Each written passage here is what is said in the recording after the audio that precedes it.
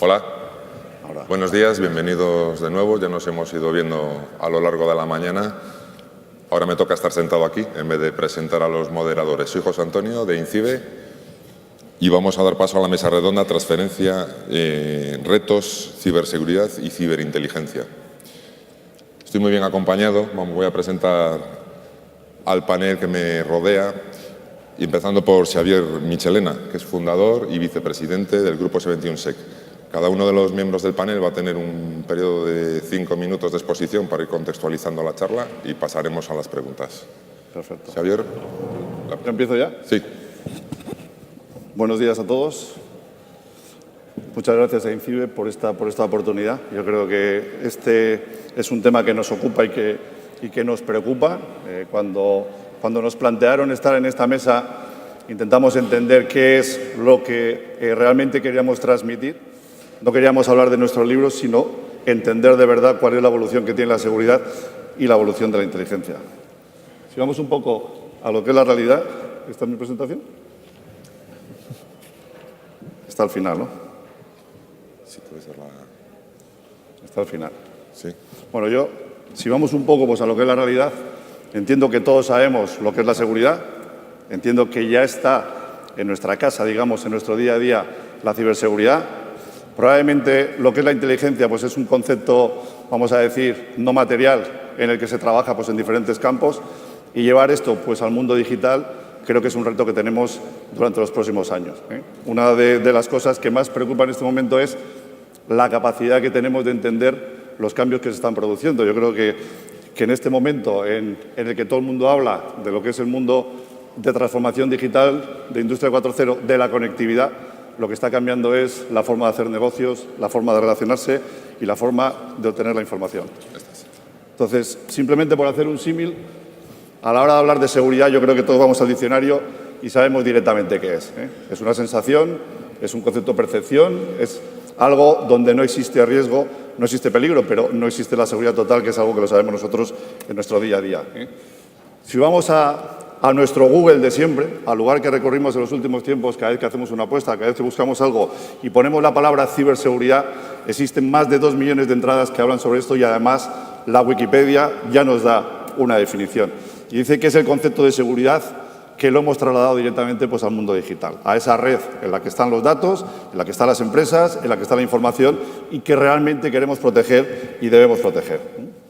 Yo creo que la inteligencia es otro concepto. Inteligencia está relacionada muchas veces a la parte pública y muy poco relacionada pues, al ámbito de la empresa. Entonces, la inteligencia es un proceso en el que obtenemos datos que tenemos que procesar, entender y aplicar. Y el objetivo fundamental es tomar una decisión.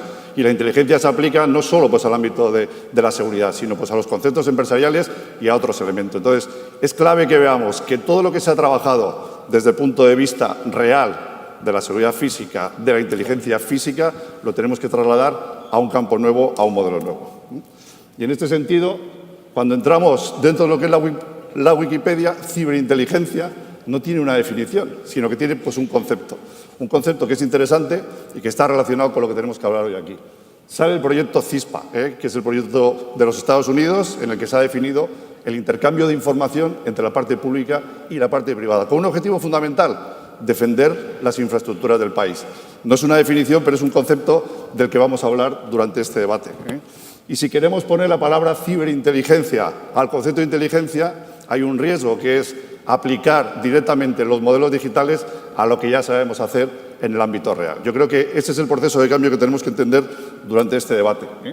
Existen diferentes acepciones, podemos definir la ciberinteligencia orientada a la ciberseguridad, es decir, cómo podemos generar un proceso de captura de información, de análisis de información y de toma de decisiones si queremos proteger un conjunto de infraestructuras.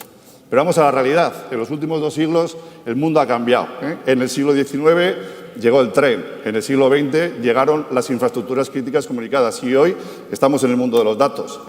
Y si vamos a la realidad económica, hemos sufrido en la revolución industrial 4 conceptos: el del vapor, la electricidad, el petróleo y en el 4.0 la información. Así que hoy de lo que tenemos que hablar es de información.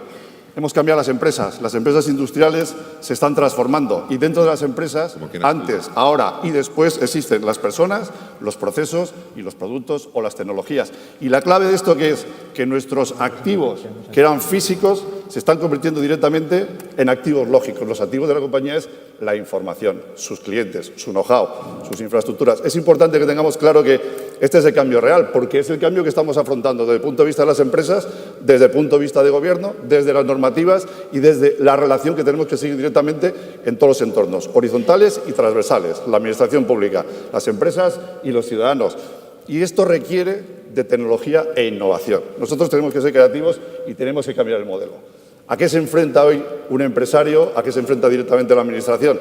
A datos, a muchos datos y a otro escenario absolutamente diferente al que estaba habituado a su enfrentamiento tradicional. Yo ahora tengo que trabajar pues, en un ámbito global, cuando antes era un ámbito local. Y el ámbito global lo que me exige es que entienda que todos esos datos los tengo que tratar. Cuando estamos hablando de información, cuando estamos hablando de inteligencia, estamos hablando de datos.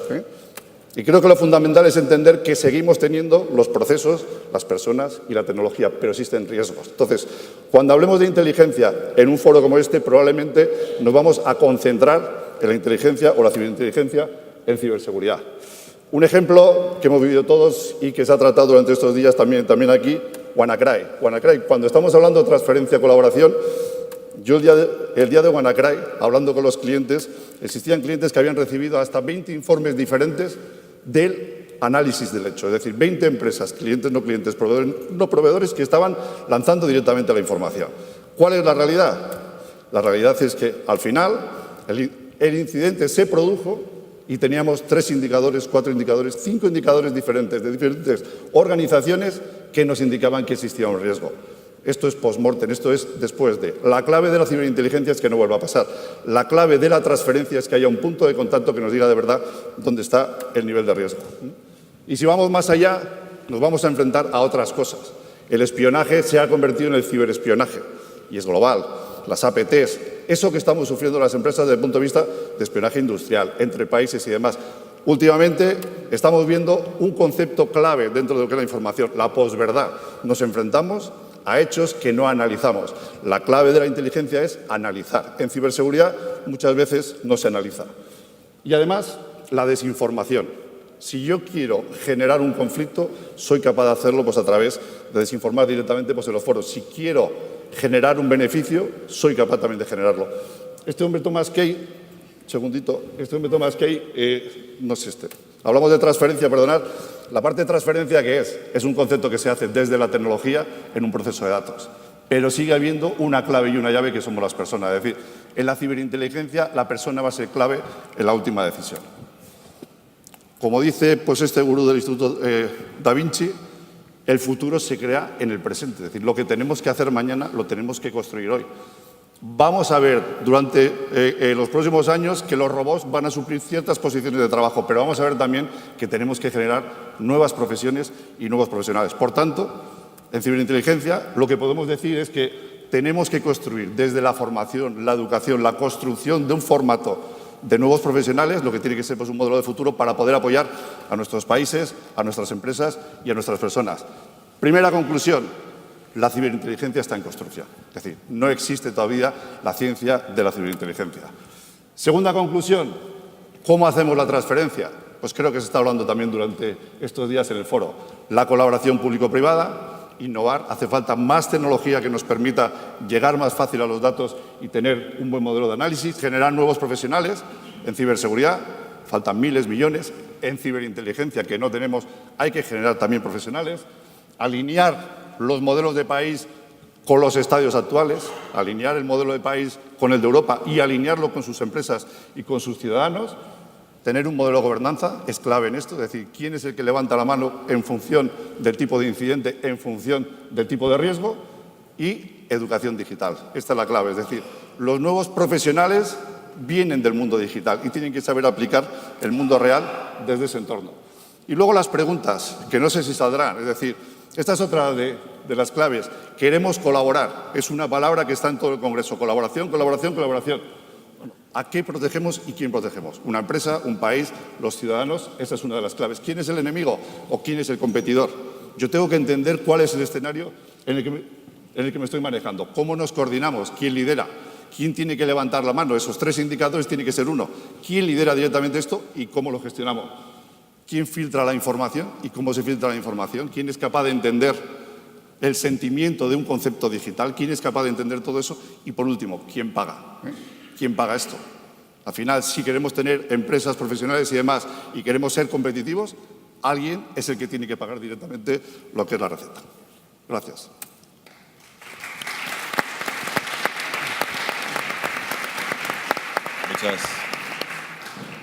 Muchas gracias, Xavier, por la contextualización. Es todo fenomenal. A mi izquierda está Juan Antonio Gómez Bule, que es presidente de Walhalla Data Center Services y vicepresidente de Exix Group. Juan Antonio, muchas gracias por asistir. Bienvenido. Si te parece, José Antonio, porque a mí me gusta más hablar circulando o de pie, voy a hablar de pie. A mí me pasa lo mismo. Sentado. Bueno, como llevamos 10 años trabajando, más de 10 años trabajando, Xavier y yo juntos, pues se nota que desde el concepto de la contextualización que ha hecho, que decía José Antonio, está perfectamente orquestado y ordenado, ¿no? Desde un punto de vista, desde lo que es la parte de la profesión de la inteligencia, necesitamos ver más allá de lo que es lo evidente, ¿no? Es decir, cuando tenemos que formar a un analista, cuando tenemos que formar precisamente a las personas que, como bien decía Xavier, son un bien escaso. Es decir, no estamos hablando única y exclusivamente de modelos o de analistas de datos. Estamos hablando de un ecosistema que necesita la interpretación de un entorno mucho más global. Todo el mundo, todas las personas estamos trabajando con múltiples tecnologías. Somos un sensor andante. Yo llevo 3 teléfonos. Si yo llevo 3 teléfonos, soy un sensor. Pensar que no somos algo que expele información voluntario o involuntariamente es algo que nosotros no podemos llegar a pensar. Estamos en un entorno social. Yo cuando me especialicé en modelos de análisis de conducta y de cambio social en el año 82, me decían que se estaba loco, y luego cuando me metí en los procesos de tecnología dijeron, pero bueno, un empresario, sociólogo, politólogo, en la parte de la tecnología, ¿qué va a hacer? Pues gestionar conflictos, expectativas. Y sobre todo hay un tema fundamental, que es esta disciplina que evoluciona sobre lo que es el concepto del tradicional CISO, que entra en aquellos entornos en los que hay que desarrollar una serie de capacidades dentro de los consejos de administración, porque lo que sí nos preguntan, o preguntan a muchísimas personas, es: tengo incertidumbre, minimízame la incertidumbre. En un mundo cambiante, un mundo en el que tengo que ir en una ola tecnológica con una transformación digital que parece que es el fin cuando es el medio, colocar las cosas donde debe es un arte, es un arte. Entonces, en la parte de la tecnología hay que colocarla realmente donde está. Es decir, tenemos que utilizarla bien, tenemos que hacer un security by design, un cyber security by design. Tenemos que formar esas capacidades, tenemos que entender la realidad.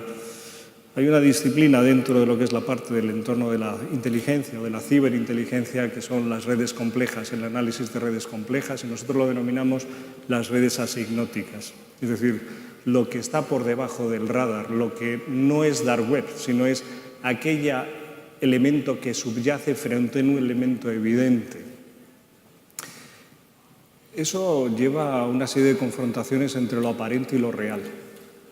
Y realmente lo que nos piden en un momento determinado, aquel que tiene que tomar una decisión, que es realmente el que va a recibir la información por parte de un analista de inteligencia, por parte de un oficial de inteligencia en las fuerzas y cuerpos de seguridad o en los servicios de inteligencia privados, o en las células de inteligencia que apuntaba Xavier en lo que son las empresas, tenemos que habituarnos a trabajar sobre un elemento que es sintetizar la realidad en no más allá de 10 líneas para que cualquier persona pueda tomar con un ámbito y con una responsabilidad tomar esa decisión.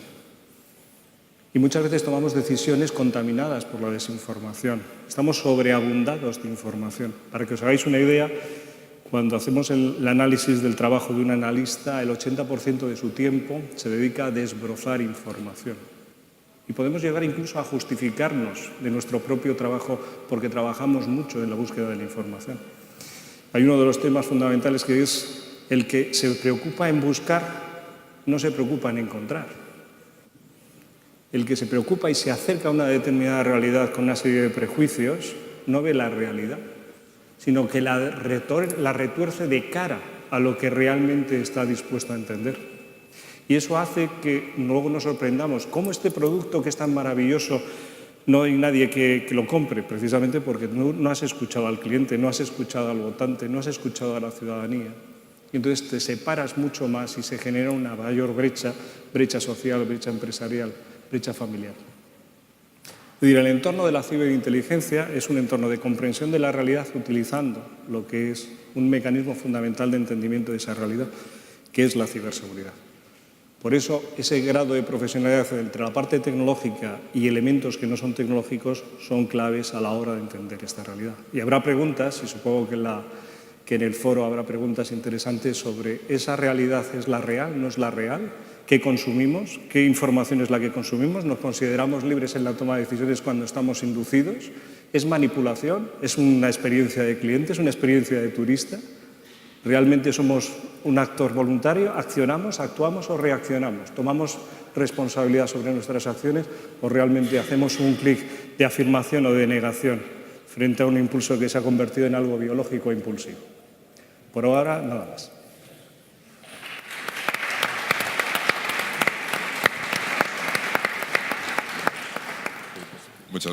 Muchas gracias, Juan Antonio. Decías que eras un sensor andante. Yo, viendo el número de equipos que tienes encima de la mesa, creo que eres más de uno. Bueno, nuestro siguiente panelista es Miquel Rufián, es gerente global de ciberinteligencia en la empresa Innotec. Vale. Muchas gracias, Miquel. Muchas gracias. Bienvenido. Gracias, es un placer estar aquí con todos ustedes. Muchas gracias, Juan, por haber contextualizado perfectamente lo que es la inteligencia y Xavier también. Yo no quiero ser muy repetitivo para que luego haya debate. Yo creo que va a haber preguntas bastante interesantes y sobre todo me voy a centrar mucho en lo que es la ciberinteligencia. Al final, cuando hablamos de ciberinteligencia, solo nos concentramos en lo que son amenazas. También tenemos riesgos, también tenemos oportunidades y, como veréis, en los últimos años ha crecido totalmente, exponencialmente todo este tipo de áreas, ¿no?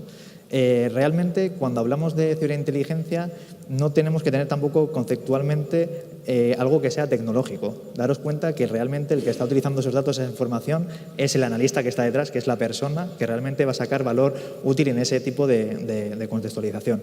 Por eso la dependencia tecnológica a veces, aunque estemos hablando en temas de ciberseguridad, también creo que se está acoplando, ¿no? ¿Se oye bien? Bien. Ahí nos va un poco para tener sesgos cognitivos y realmente pues, tener algún producto que no sea realmente válido a la hora de realizar este tipo de tareas. A eso también, debido a la transformación digital de la mayoría de los organismos, pues ha exigido que realmente muchos procesos que a día de hoy los tenemos analógicos, por decirlo de alguna manera, los pasemos realmente muy rápidos de formato digital, ¿no? Lo que ha habido también ciertos vectores que se pueden poner en riesgo, pues como puede ser IoT, dispositivos a lo mejor que hay que conectarlos a la red sí o sí, y realmente pues han sido nuevos vectores de campo que nos pueden afectar dentro de nuestra organización.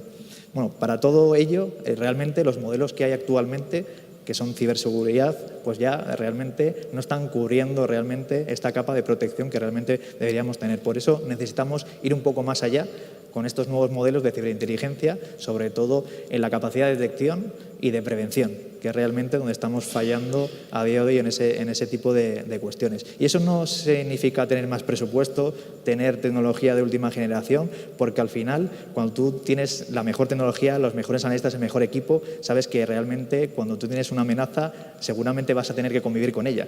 Entonces, lo que necesitamos tener son las medidas adecuadas dentro de la organización, darnos cuenta que realmente tenemos ese tipo de amenaza dentro de nuestra organización, tener una respuesta muy rápida para minimizar pues esa posible gestión de crisis o contingencia dentro de nuestra organización y realmente tener esa resiliencia pues para realmente tener esa capacidad de volvernos a levantar y volver otra vez a operar. La ciberinteligencia se decía que todavía estaba en construcción, pero realmente en otros países, aunque no se quiera dar mucha publicidad, sobre todo en administraciones públicas, ya está en debate lo que es también como una disciplina científica que está integrando en diferentes universidades con la inteligencia tradicional, porque daros cuenta que al final esto viene de una figura inteligencia tradicional de seguridad nacional, pero que se está trasladando poco a poco a las empresas, ese tipo de cultura. Aquí en España se trabaja, Gule, si no quieres corregirme, desde el 2005, ¿no? En cultura de ciberinteligencia, más o menos el Centro Nacional de Inteligencia, es más o menos para formar tanto a empresas como a universidades para realmente calar en esa cultura, y realmente dentro de esa cultura de inteligencia tenemos la microcultura, por decirlo de alguna manera, de ciberinteligencia, que realmente hay que ir un poco más desarrollando, pues gracias a iniciativas como INCIBE, con el Centro Quitológico Nacional, en esas cuestiones. Uno de los retos también que nos tenemos a día de hoy es compartir información, porque al final en la ciberinteligencia, como podéis ver un poco en el mercado, a veces se dice que es fuentes externas de la organización, cuando la ciberinteligencia al final es toda la información que se produce en el ciberespacio. Da igual que sea en Internet o dentro de tu organización o fuera, necesitas realmente tener la máxima información para poderla canalizar de alguna manera. Y al final tenemos mucha tecnología. Cada tecnología tiene su propio cuadro de mando, a veces vendrá información estructurada, no estructurada, o sea, para que veáis un poco la complejidad que hay a día de hoy para poder gestionar esa información y poderla analizarla correctamente. Ahí también hay un reto, también por la parte tecnológico, de poder aunar o unificar diferentes tecnologías de diferentes fabricantes para poder canalizar ese tipo de información. Luego también los sistemas que hay actualmente, tanto de la administración como otro tipo de asociaciones que se están colaborando para compartir información, es que cuando hay algún incidente de seguridad, realmente es la víctima la que notifica. O sea, ya vamos tarde. O sea, realmente ya vamos de forma reactiva. No hay una capacidad de detección previa o un tipo de análisis previo para realmente detectar que se podía haber previsto ese tipo de cuestiones. Cuando hablamos de ciberinteligencia, tampoco hablamos de incidentes de seguridad o tecnológicos, sino también tenemos que tener en cuenta los actores que hay en el ciberespacio. Actores que a lo mejor nos tenemos en cuenta, que tienen sus propias motivaciones, y cualquier acto que realicen dentro de ese entorno nos puede repercutir a nosotros mismos.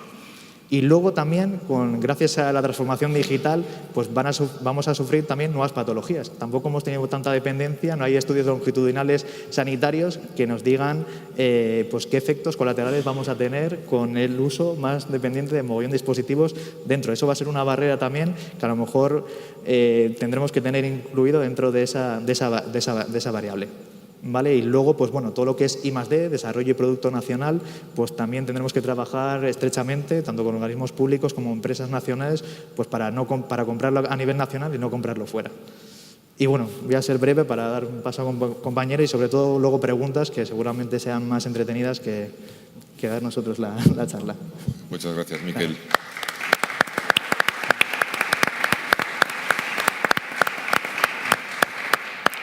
Bueno, finalmente presentaros a Javier Zubieta, es el responsable de desarrollo de negocio de ciberseguridad de la empresa GMV. Javier, muchas gracias. Buenos días a todos. Muchas gracias a los organizadores por permitirme estar aquí. Para mí es todo un placer y compartir esta mesa tan llena de talento y experiencia. Como soy el último, es totalmente imposible que no me repita, pero voy a intentar dar algunas pinceladas del posicionamiento que tenemos desde mi compañía, GMV, que nosotros llevamos prestando servicios de ciberseguridad desde hace mucho tiempo e incluso dábamos servicios de lo que ahora se denomina ciberinteligencia cuando tampoco se denominaba así.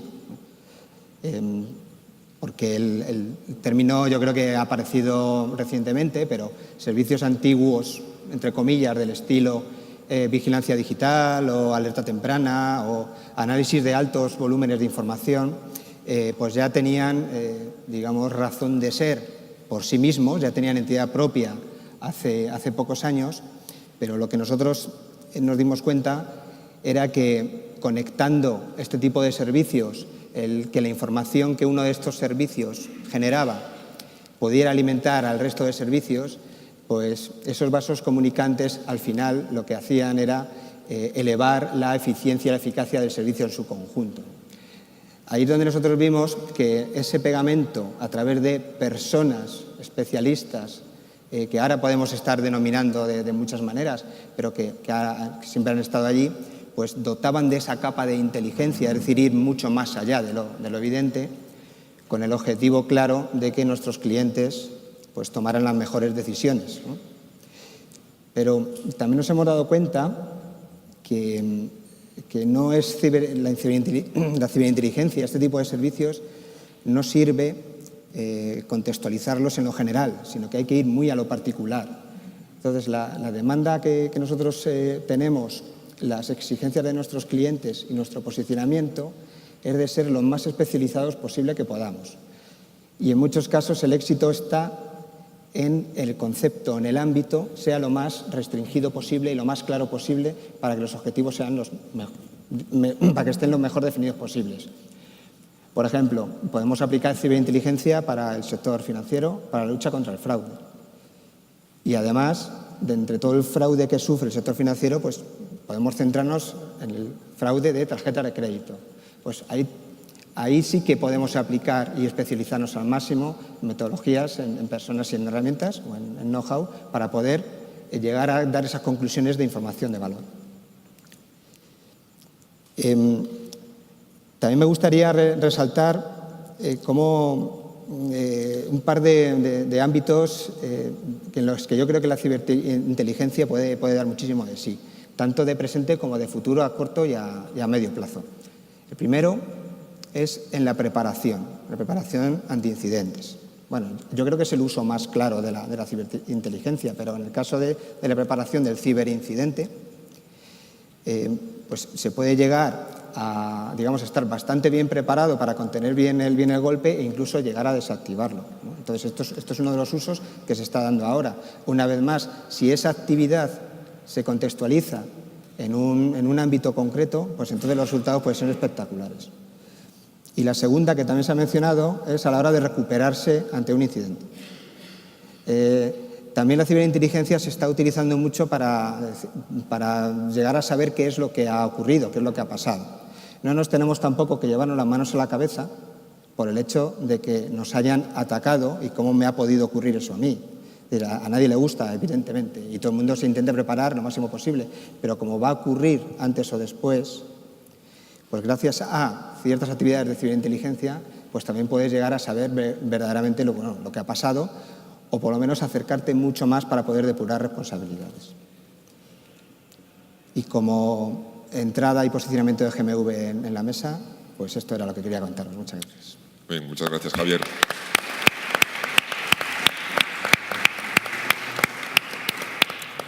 Bueno, dado que es un tema súper interesante y que tenemos aquí un panel de expertos del más alto nivel, yo me gustaría que desde el público no tuvierais la oportunidad para hacer preguntas. Veo ya manos levantadas. Eso es bueno. El micrófono, por favor. Creo que está allí. Román.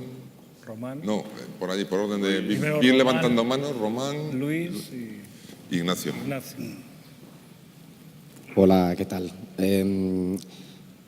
¿Tenéis algún tipo de fórmula que permita decirle a un CEO o a un comité de dirección cuánto riesgo tienes en una licitación en un país extranjero que puedes perder porque no estás haciendo los deberes en ciberinteligencia?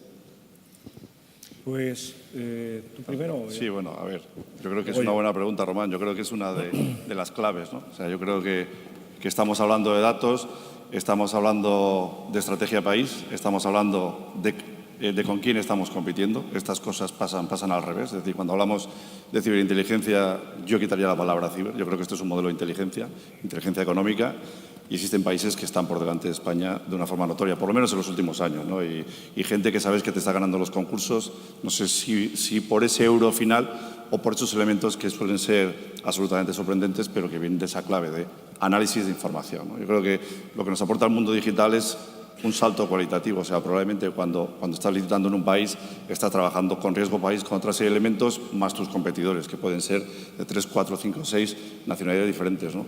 Cuando estamos en los nuevos negocios, donde no existe ese espacio físico, intentar entender quién es el competidor, cuál es la información que tiene, cómo llega tu información, cuál es la estrategia que lleva, es una de las claves, ¿no? Entonces, cuando yo digo que esto está en construcción, es porque está en construcción. Es decir, no existen empresas que sean capaces de darnos ahora mismo ese servicio, y probablemente pues en la parte de seguridad y en la parte económica existen países que están por delante nuestro, ¿no? Y los grandes riesgos vienen siempre de la información, pues de los 2 o 3 que más o menos conocemos, ¿no? Yo creo que uno de los retos que tenemos es intentar construir un modelo que te permita ser competitivo, un modelo que realmente te permita ir a las licitaciones internacionales y que ganes. O sea, yo creo que la clave es ganar, ¿eh? Ganar y ganar dinero, ambas cosas. Hay que ganar la licitación y hay que ganar dinero, pero creo que esa es una realidad que estamos sufriendo, ¿no? Juan Antonio, que está aquí conmigo, y yo, Empezamos pues una empresa de inteligencia en el año 2008. Os puedo asegurar que durante 6 años fue peor que la ciberseguridad. No fue un desierto, fue algo peor que un desierto. Era imposible trasladar estos riesgos de futuro a las organizaciones. Y por mucho que intentábamos evangelizar, realmente pues, recibíamos siempre un no por respuesta, ¿no? Yo creo que en los últimos 2-3 años la inteligencia, más que la ciberinteligencia, ya está entrando pues, en las organizaciones y sobre todo en los grandes. Y la crisis nos ha ayudado también a entender que tenemos que ser competitivos fuera. O sea, hay una frase que sale en todos los sitios, y me disculpáis, que dice que el 70% del IBEX vive del BOE, ¿no? Entonces, eso se ha terminado, es decir, eso ya se ha acabado, ¿no? Y si queremos de verdad tener empresas, que las tenemos, que sean competitivas, lo que tenemos que tener es la capacidad de prevenir, de anticiparnos, de hacer prospectiva y demás. Entonces, yo creo que la llave es eso. La clave es que hoy hay mucha más información.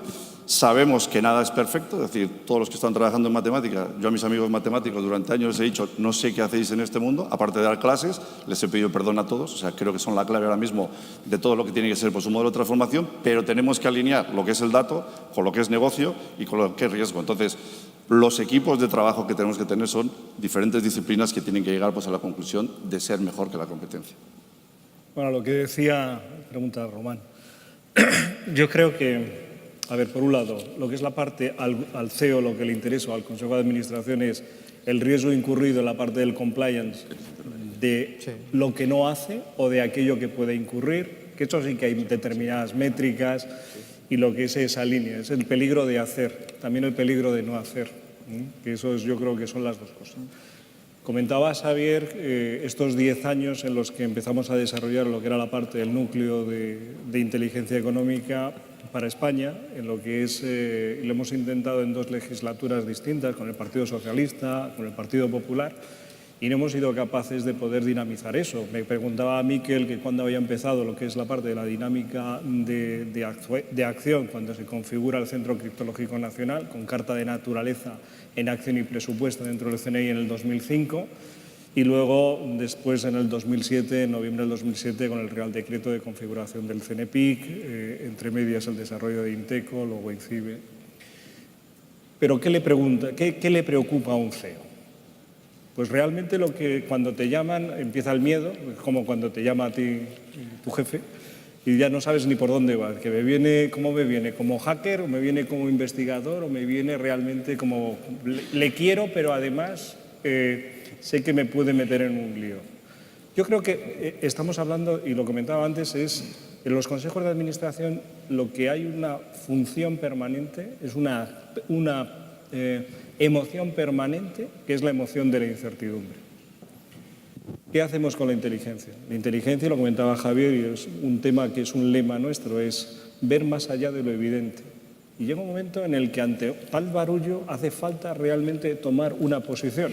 Y esa posición es, ¿qué sucede en mi entorno? Monitorizar el entorno. Hay una de las slides que ha puesto Xavier que era del comienzo de la compañía, en el año 2008, que se llamaba SIEG, Soluciones de Inteligencia Estratégica Global. En esa yo era el presidente y él el vicepresidente. ¿Vale? Vendimos cero. Vendimos cero. ¿Vale? Es decir, unas veces se gana y otras se aprende, ¿no? Pues ahí aprendimos. Ahí aprendimos. Vale. En ese grado de esa comprensión de la inteligencia se ha convertido en algo que las personas, las empresas necesitan. Ya no se considera tanto lo que es el hecho de que vamos de gabardina y que somos espías, sino que es algo sustancial al entendimiento de esa realidad. Entonces, en esa línea es donde, por un lado, el riesgo incurrido, y ahí sí hay herramientas de métrica de riesgo, luego sí hay metodologías de gestión de la información, y como comentaba también Miquel, es entender los qués, pero sobre todo, en un lado, desde un punto de vista tecnológico, los cómo, pero lo que nos pregunta, y las preguntas que yo hago siempre son las preguntas poderosas, los porqués y sobre todo el para qué. Es decir, cuando somos un objetivo, ¿por qué y para qué somos un objetivo? Porque eso te desvela lo que es, ante una situación de ataque, ante una situación de un litigio comercial, pues realmente es quién gana con todo esto. Y en cualquier movimiento social, en cualquier acción, es entender quién está detrás del que está detrás. Y eso normalmente es el que te desvela los paraqués de por qué hay un ataque o por qué hay una acción que atenta contra los intereses legítimos de una empresa o de un Estado. Más preguntas. Sí, no, destacar sobre todo que ahí, justamente en ese caso concreto, que la colaboración pública-privada es clave. Sobre todo dependiendo del país en el que estemos, pues hay ciertos mecanismos que podemos actuar aunque seamos una empresa privada. Incluso luego, pues empresas españolas que estén en ciertos países también tienen su red de confianza, de contacto, que pueden canalizar mucha información que puede afectar a las mismas. Entonces, lo que se suele hacer en diferentes países, que hay cierta cultura más de inteligencia que aquí, desgraciadamente, pero lo que se hace es hacer un arrastre o compartir ese tipo de información. Debemos ir hacia ese modelo, incluso los organismos públicos competentes pues tienen que facilitar ese tipo de información. Bueno, al final nos beneficia a todos. ¿Vale? Y bueno, también añadir un poco el concepto que era inteligencia económica, pero también un matiz de ciberguerra económica, que ya se está dando en otros países. Y aquí no es menos tampoco. Más preguntas. Yo no tengo nada más que añadir. Bueno, creo que había alguna pregunta más por ahí. Más preguntas. Luis. Pero Luis.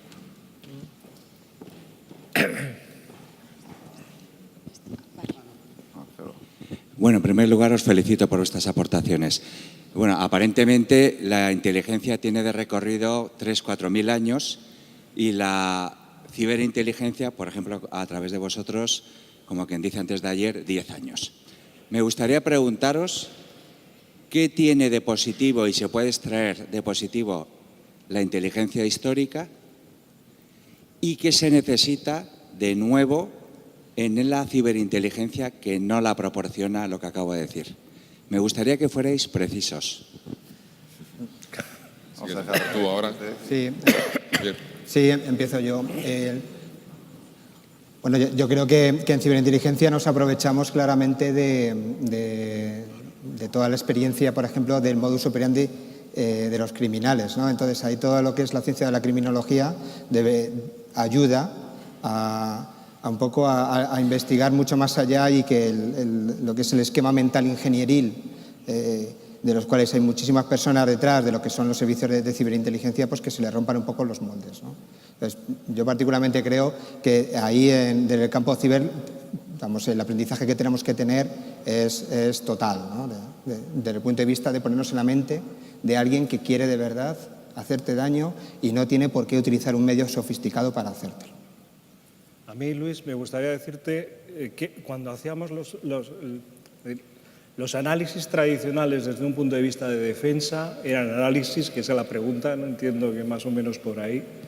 Nosotros hacíamos análisis estáticos, planeamientos estratégicos a medio y a largo plazo.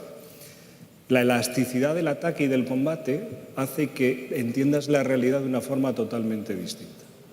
La inmediatez hace que la inteligencia sea un ciclo de inteligencia hiperacelerado. No estamos precisamente en las formulaciones tradicionales, incluso te diría, uno de los retos que tenemos es la transformación del sistema de inteligencia nacional.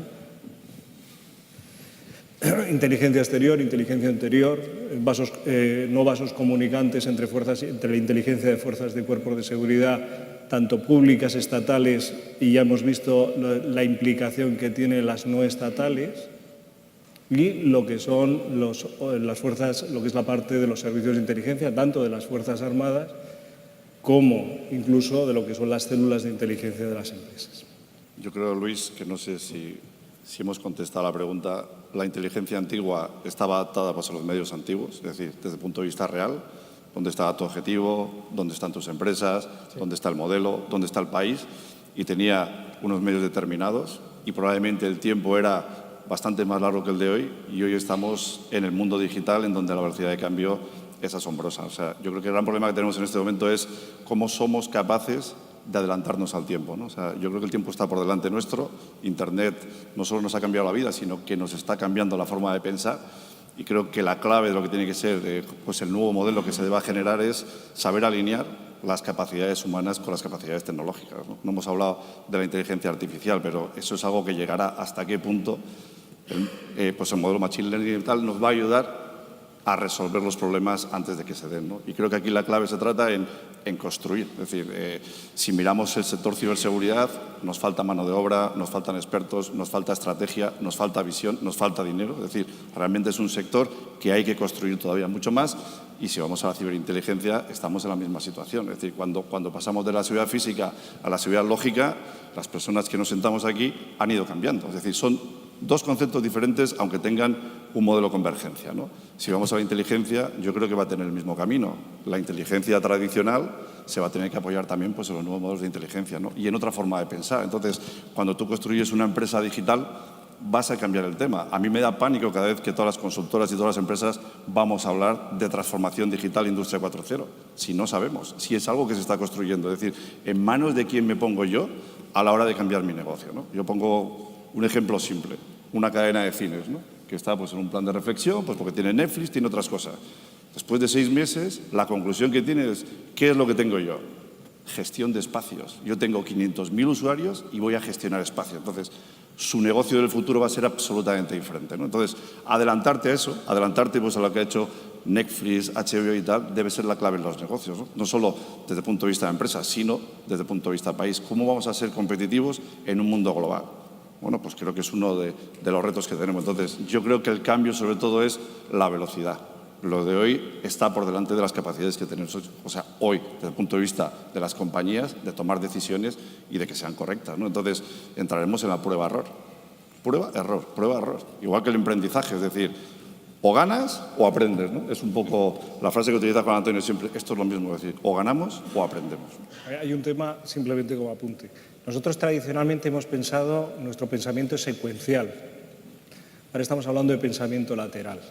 Pensamiento lateral, pensamiento incluso tradicional. Yo lo explico muchas veces que lo que es la parte de las secuencias son horizontales en el tiempo, incluso lo que es la parte de las secuencias verticales en el tiempo, desde un punto de vista incluso de lo que es la parte de la mecánica cuántica, de la física cuántica, hace que precisamente el modelo, la inmediatez, el no espacio y el no tiempo, e incluso el ataque contra objetivos o la presunción de un ataque contra algo que no tienes la verosimilitud de que realmente sea el atacante, te genera otra incertidumbre en lo que son los modelos que ahora mismo viene denominando la OTAN, lo que son los modelos de inteligencia difusa, ¿no? Es decir, estamos en un entorno de cambiante extraordinario y en esa línea de inteligencia es donde realmente estamos, ¿no?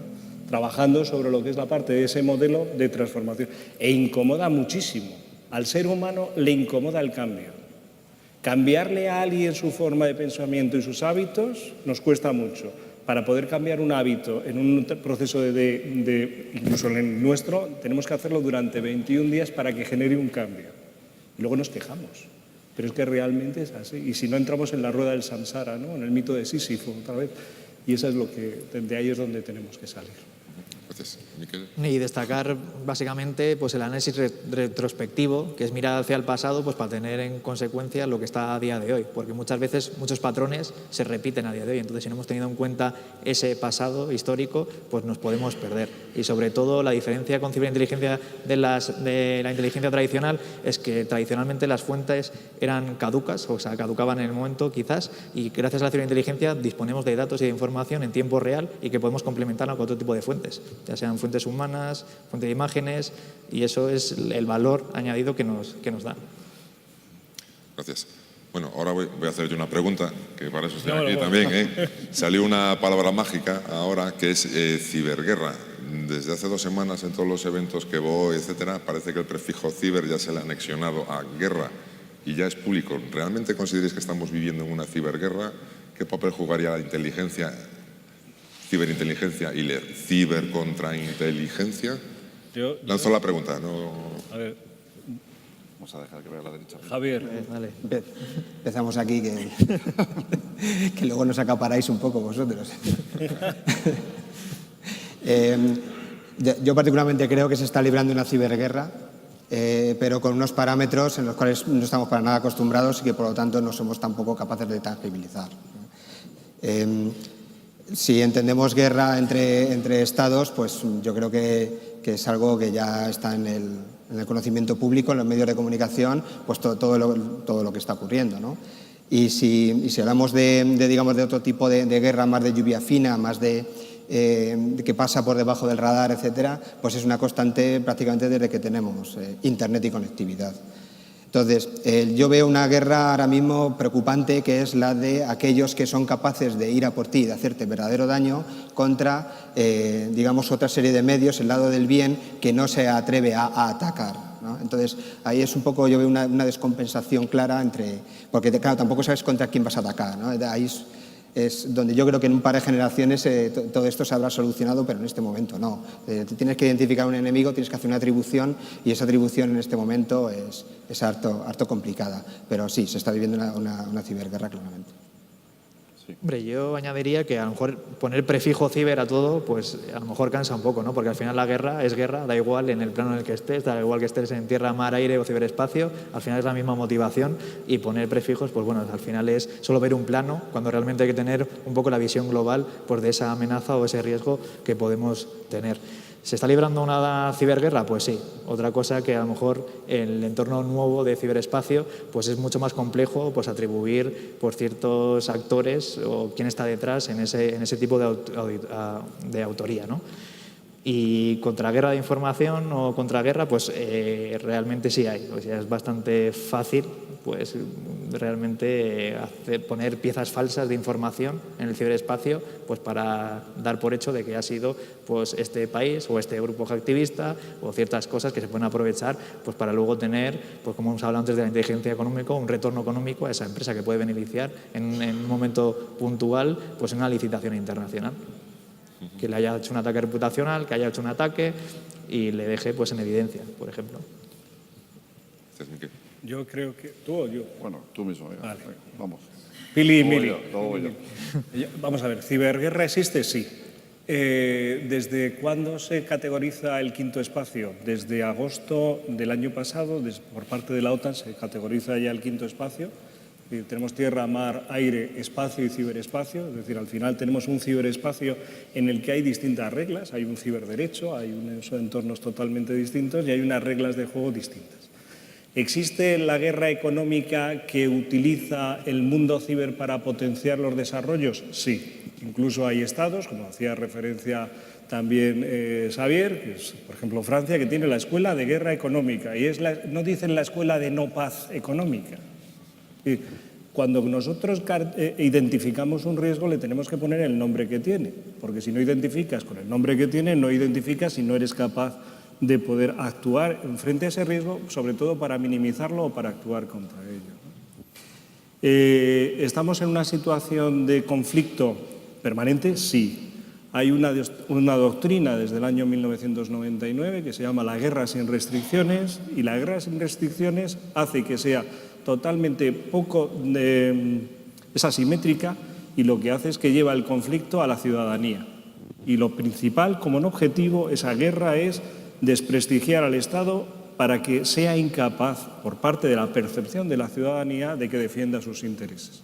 Y esos modelos son bastante más baratos que tener lo que son los despliegues convencionales de las armas tradicionales, ¿no?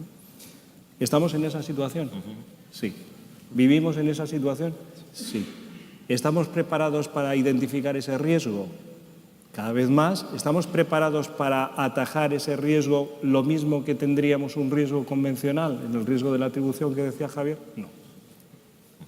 Bueno, yo creo que ya se ha dado la respuesta. El sí es un sí rotundo. Yo, más que ciberguerra, diría ciberriesgos. El gran problema que tenemos es que no sabemos quién es el enemigo.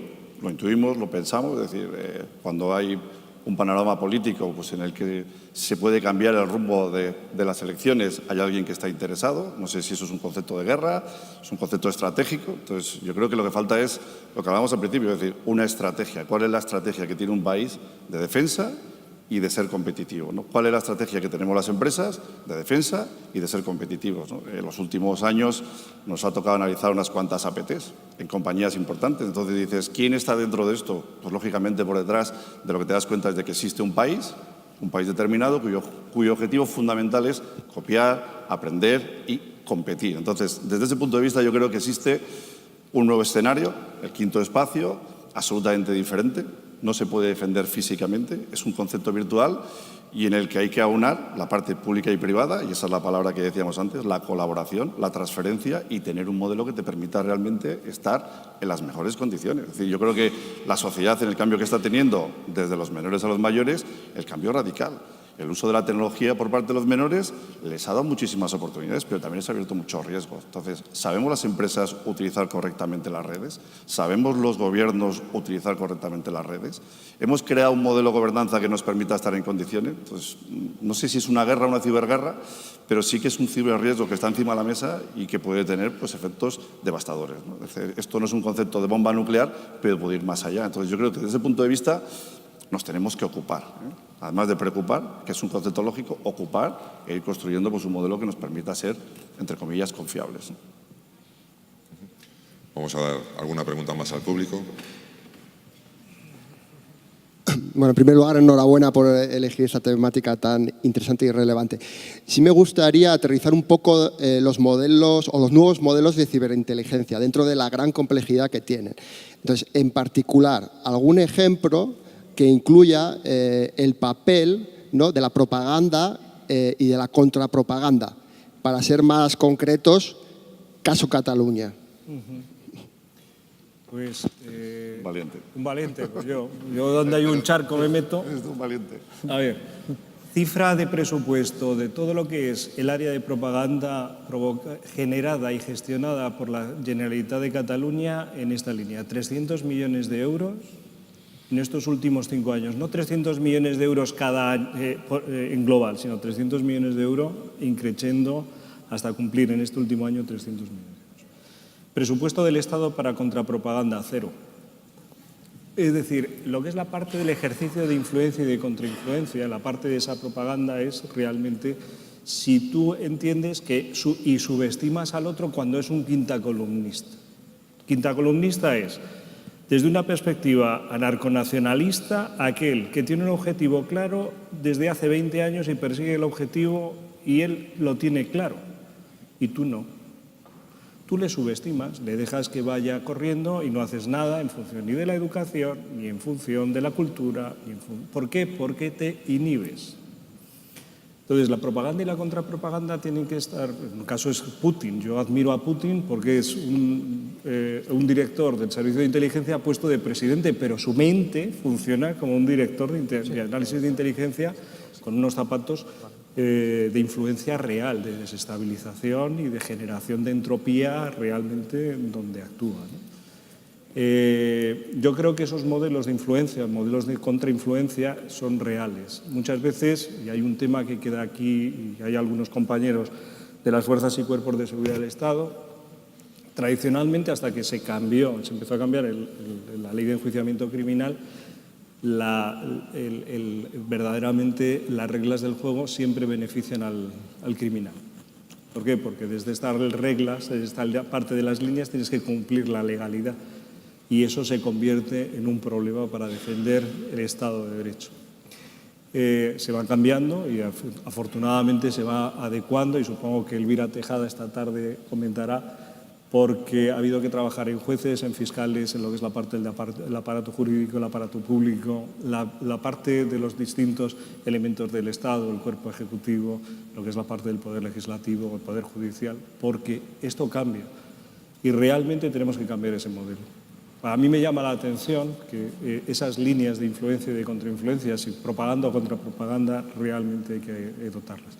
Y ese es el ejercicio que a mí me llama poderosamente la atención y contra el que no hemos tenido como Estado la capacidad de actuar para minimizar esa línea que estamos viendo todos los días. Es decir, no es algo que tengamos que especular, sino realmente vemos las noticias y vamos siempre al rebufo de los acontecimientos, no tomamos la delantera, ¿no? Tomar la delantera después de 20 años implica ejercer mucho más allá de las normas jurídicas, porque hay que trasladarle a la sociedad realmente que ese motivo de las guerras de cuarta generación que comentaba antes, uno de los elementos fundamentales de esas 11 líneas que vertebra los ejes nuevos de las políticas de guerras sin restricciones, uno es ese. Es la guerra mediática, la guerra de Internet, la confusión, y cuando eso se coloca dentro de la sociedad, luego tardas mucho tiempo en poderlo erradicar. Bueno, pues un poco lo que antes comentábamos, ¿no? Estamos en la época de la posverdad. Dentro de de lo que estás hablando y no entro pues, a un análisis más profundo. Hay una estrategia por detrás. Cuando tienes una estrategia y tienes la capacidad pues, de llegar de una forma masiva a través de los medios, es éxito. Es decir, no tenemos la capacidad de pensar. Tú mandas un vídeo, lo ves y te lo crees. Nunca haces lo que es el análisis. Entonces, esto es más marketing que otro concepto. Más que inteligencia, yo creo que es marketing. Si tú quieres lanzar directamente una campaña o un elemento a través de Internet, a pesar de los 300 millones que aquí comenta Juan Antonio, es muchísimo más barato que cualquier campaña física que hagas por otros medios. Entonces, yo creo que aquí la clave está en la educación. No estamos educados digitalmente, estamos educados en la inmediatez. Todos hemos sufrido un intento de phishing, de fraude y demás. A todos nos han dicho que si entras en un lugar determinado, entras en el sorteo de un coche o realmente tienes un premio, ¿no? Es decir, la ingeniería social está dentro de los elementos digitales. Entonces, yo creo que el factor humano es la clave en todo esto. Si somos capaces de educarnos, será más difícil pues, que cualquier campaña con este tipo de características entre en el minuto uno. Mientras no estemos formados sobre eso, mientras estemos en la época de la desinformación por un lado y de la posverdad por otro, es muy difícil atajar directamente en el corto plazo este tipo de iniciativas, ¿no? Entonces, eso es lo que nos tiene que ocupar. Es decir, oye, ¿cómo somos capaces de construir algo que en este momento realmente pues, nos está superando desde el punto de vista social, desde el punto de vista económico y otros? Gracias. Miquel, Javier. Sí, no, y sobre todo resaltar el uso de redes sociales y de Internet pues, para que veas un poco hacia qué dimensión se ha establecido y lo fácil que se puede realizar, y hay medidas para poder identificar este tipo de movimientos. Otra cosa es que no estén activadas. O sea, cuando estemos hablando de ciberinteligencia tampoco nos podemos mirar a nosotros mismos, tenemos que mirar el entorno donde nos estamos moviendo. Entonces, todo este tipo de actores los tienes que tener perfectamente identificados y tenerlos en esos análisis. Sí, yo añadir un poco desde el punto de vista más práctico de recursos, existe toda una batería tecnológica que permite hacer rastreo de aquello que se quiera vigilar, tanto en lo que son en medios más estáticos como en redes sociales, como en otros entornos, ¿no?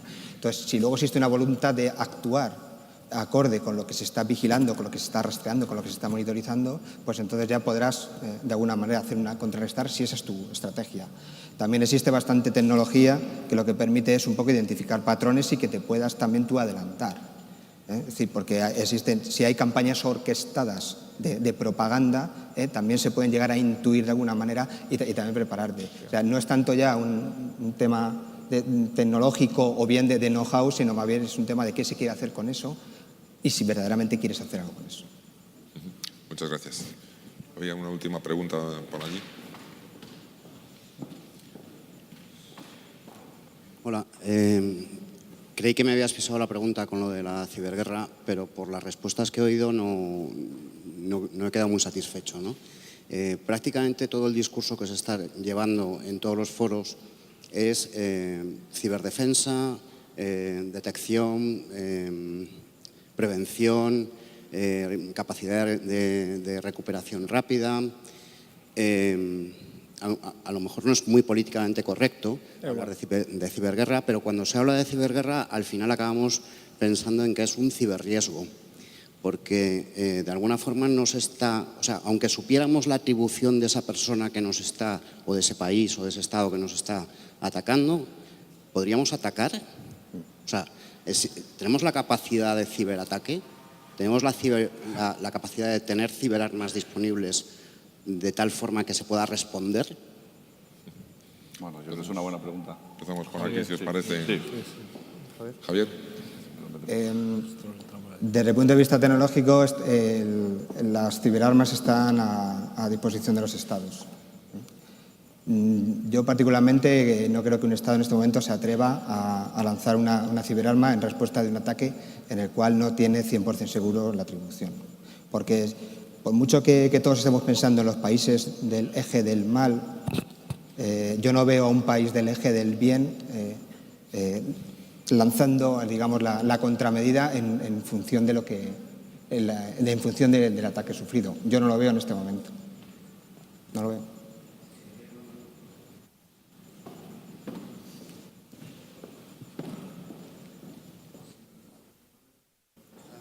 Sí. Siempre y cuando esté dentro de la legalidad, acorde a la legítima defensa, según la proporcionalidad del ataque recibido y que sepas la atribución directa de quién es. Es decir, ¿no se podría responder? Yo en este momento no lo veo factible ni realista. Yo creo que se articularía en otro tipo de guerra, sino la ciberguerra. Yo creo que esa pregunta habría que trasladársela un poco a los organismos competentes que realmente tienen la capacidad operativa para realizarlo. No obstante, yo te puedo decir que a lo mejor antes que pensar en ciberarmas, utilizarlas por un Estado, tendríamos que reforzarnos en capacidades más defensivas y de inteligencia, porque realmente aunque tengas un arma muy potente para utilizarla, luego te van a venir, va a haber diversos ataques contra ti, te puede repercutir también. Ciberarmas se están regulando a nivel de seguridad nacional, pero de todas maneras a nivel enjuiciamiento criminal también se está viendo un debate pues, para utilizarlas pues, a nivel judicial, pues para ciertos temas de investigación, temas de terrorismo, pues para poder sacar evidencias y tener información más preventiva y no siempre reactiva. Yo creo que detrás, aparte de la proporcionalidad, la atribución y demás, es decir, el conflicto que nos puede suponer incluso el hecho de desarrollar ciberarmas de modelo ofensivo, que es uno de los temas tradicionales que se cuestionan, ¿no? Es decir, oye, si las herramientas son defensivas o ofensivas. Lo que está dentro de la legalidad es, ante un ataque que se dé en las medidas que tú comentas, en lo que es la atribución, lo que es la proporcionalidad, no es solamente la respuesta en función de ese ataque y no solamente la respuesta se da en modelo de ciberarma, se da en todo lo que es la parte de la capacidad disuasoria creíble y atribuible que tenga un Estado, si estamos hablando de Estados, que es en la línea, porque las empresas esto no lo pueden hacer, porque estaría una vulnerabilidad y eso es para las fuerzas y cuerpos de seguridad del Estado, en lo que es la parte del Estado español. Otros estados funcionan de otra forma, pero en nuestra legalidad y en la legalidad de la OTAN, en la legalidad de la Unión Europea, eso está reservado a esa línea. Siempre ciberarmas, se pueden utilizar las ciberarmas y herramientas y lo que es la parte de armas convencionales, en lo que es la parte de la defensa de un territorio contra un actor que atente contra uno o alguno de los estados miembros, en el caso de la OTAN o no de la Unión Europea. Yo no lo tengo tan claro. La verdad es que este tema, las ciberarmas están. Es decir, todos estos ataques que se sufrimos, ahí tenemos un conjunto de armas digitales que están atacando directamente a alguien. Una infraestructura, una serie de usuarios o lo que fuere. O sea, yo lo que entiendo es que desde el punto de vista legal y público es algo que está encima de la mesa. Es decir, hablar de ofensiva es un elemento que está pues, en nuestro trabajo del día a día. Entender cuándo puedes reaccionar es algo que no tenemos claro y que desde el punto de vista legal dudo que en este momento se pueda hacer, salvo que sea pues, un concepto de seguridad nacional. Se va a legislar sobre ello. Creo que en el camino se está trabajando más por los modelos tácticos, es decir, desde el punto de vista tecnológico, no solo pues, el defenderte, sino hacer hunting, entender quién es el enemigo, por dónde viene y engañarle. Es decir, no es un concepto de ciberarma, es un concepto de estrategia y táctica que tienes que aplicar con ellos, pero llegará. Yo creo que Internet es muchísimo más peligroso, en comillas, desde el punto de vista del riesgo que otros. Venimos hablando de infraestructuras críticas mucho tiempo. Atacar las infraestructuras críticas con ciberarmas, sea un troyano o sea otros elementos, es algo que está encima de la mesa y somos personas y locos hay en todo el mundo. Entonces, ¿hasta qué punto eres consciente tú en un ataque quién es el atacante y hasta qué punto tienes la capacidad de responder sobre ello, ¿no? Muchos clientes nuestros, cuando han tenido ataques de negación de servicio, nos han pedido el contraataque. Legalmente hablando no es viable. Legalmente hablando, o sea, si no estás protegido por ese concepto de la ley, si no hay una orden judicial, no somos capaces de hacerlo. Desde el punto de vista digital, generar órdenes judiciales inmediatas, pues probablemente es un reto de futuro también, ¿no? De momento tenemos que pasar por esos caminos tradicionales que son los que te pueden decir cuándo puedes intervenir y cuándo no puedes intervenir, pero se está trabajando en ello y yo estoy seguro que los países que están más avanzados hace tiempo que tienen ciberarmas y hace tiempo que las utilizan. Otra cosa es que no seamos conscientes de ello, ¿no? Yo creo que el punto de inflexión que puede ser de todo esto es cuando exista una correlación directa entre un ciberataque y la pérdida de una vida humana. Puede ser. Porque ahora es centrales nucleares paralizadas y riesgo país, pero en el momento en el que aparezca eso, es muy probable que todo esto se desestabilice. Nos vamos quedando sin tiempo, Román.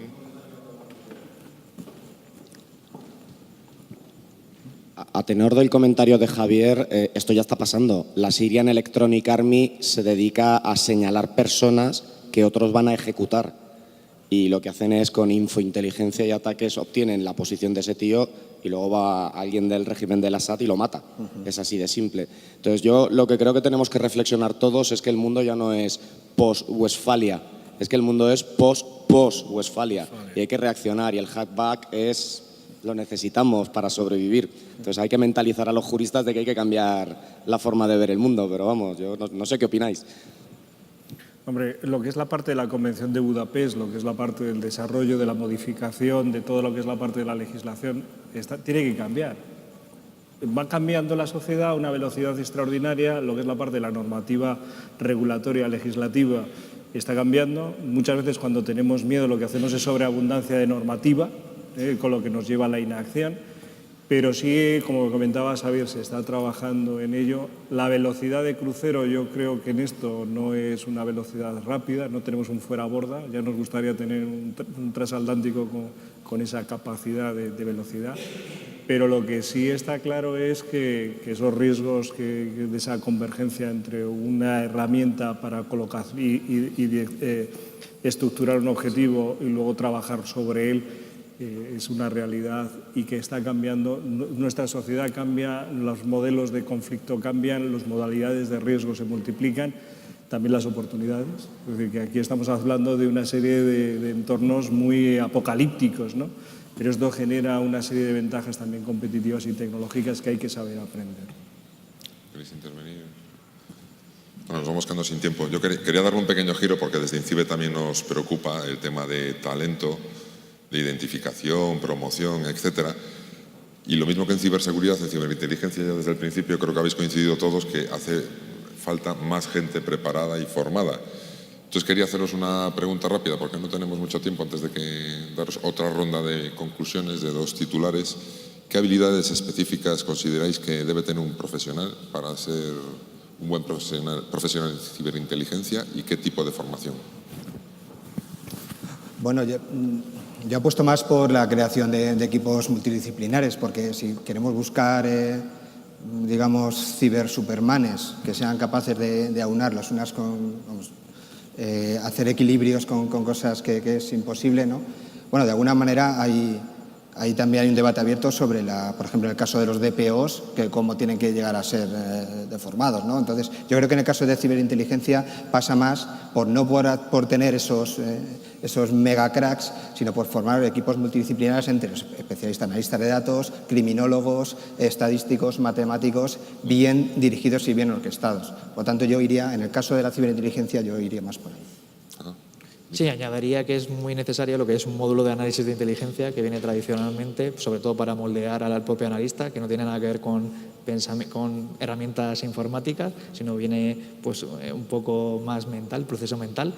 Y luego, pues bueno, tener, ya que vamos a estar en el ciberespacio, pues tener un conocimiento general del medio donde va a actuar y sobre todo luego que se pueda especializar en alguna de las casuísticas que se puedan generar. Y sobre todo no son perfiles solo de informática, sino que abrimos el espectro pues para recabar pues gente hasta juristas, psicólogos, sociólogos, porque ahí al final hemos trasladado toda nuestra vida y todas nuestras profesiones y la actividad de los ciudadanos han trasladado a ese nuevo entorno y van a tener que ciberprofesiones, ¿no? Por decirlo de alguna manera. Gracias. Yo lo que diría es, en lo que es la parte de las capacidades técnicas, en la interdisciplinariedad y demás, yo creo que es fundamental que tengan una serie de habilidades como es que no les dé a las personas miedo a desaprender, sobre todo que además puedan utilizar y no tengan miedo a utilizar los 2 hemisferios cerebrales. Es decir, al final tendemos a utilizar solo uno. Sobre todo el hombre, ¿no? Entonces, lo que sí es ese pensamiento, una forma de pensamiento distinta, una forma de pensamiento de esa realidad que nos implique verdaderamente hacer la diagnosis. Habrá personas que trabajen más con el hemisferio izquierdo, otras que trabajemos más con el hemisferio derecho.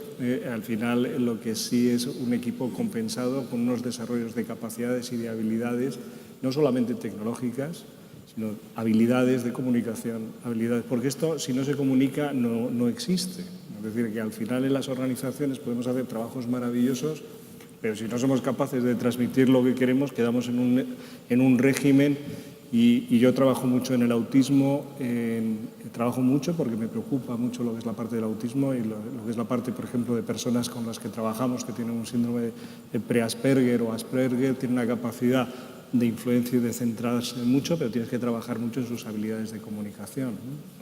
Yo creo que hay que trabajar en esa interdisciplinariedad. Esto es un trabajo extraordinario que además los que somos de letras y de letras puras nos encanta, es decir, el hecho de poder volver a tener un pensamiento mucho más global, un pensamiento más renacentista y que realmente el entendimiento de esas dos realidades, es decir, lo que había perdido, es que lo que es la parte del entorno filosófico me encanta, cómo se ve, ¿no? Pero sí volver a recuperar el ser humano. El ser humano no está desagregado, volver a entender esa realidad como un ser humano agregado. Bueno, yo creo que se ha dicho todo. Yo diría que sobre todo entrenar. Es decir, esto no es tener un matemático, tener un físico, tener un criminólogo. Es decir, hay que entrenar los equipos, ¿eh? El ir cogiendo a 3 personas con diferentes disciplinas y que cada uno haga su trabajo no tendrá éxito. Yo creo que tenemos que tener claro cuál es el modelo y cuál es la estrategia. Hay que unir las capacidades. Creo que el tecnólogo es el que tiene que aportar pues, el valor de la inmediatez y los analistas, que puede ser criminólogos, sociólogos, gente experta en negocio, dependiendo al final de qué es lo que quieres trabajar, de qué es lo que tienes que hacer, es importante entender tu negocio, bien sea pues, un negocio de seguridad, o sea, una empresa que esté compitiendo directamente con el resto, ¿no? Y sobre todo entrenar. Yo creo que aquí el gran problema que tenemos en la formación es el timing. Dentro de 6 años tendremos profesionales. No tenemos tiempo para esperar 6 años para esos profesionales. Hay que entrenar los equipos previos y hay que construir a las generaciones futuras en tiempos más cortos, ¿no? Formación dual, que es un tema que está en todos los campos de la actividad económica. Hoy en día creo que es una de las claves también dentro del ámbito de lo que tiene que ser la ciberinteligencia si queremos ser realmente competitivos, ¿no? Entonces, esa es la llave que tenemos que poner encima de la mesa.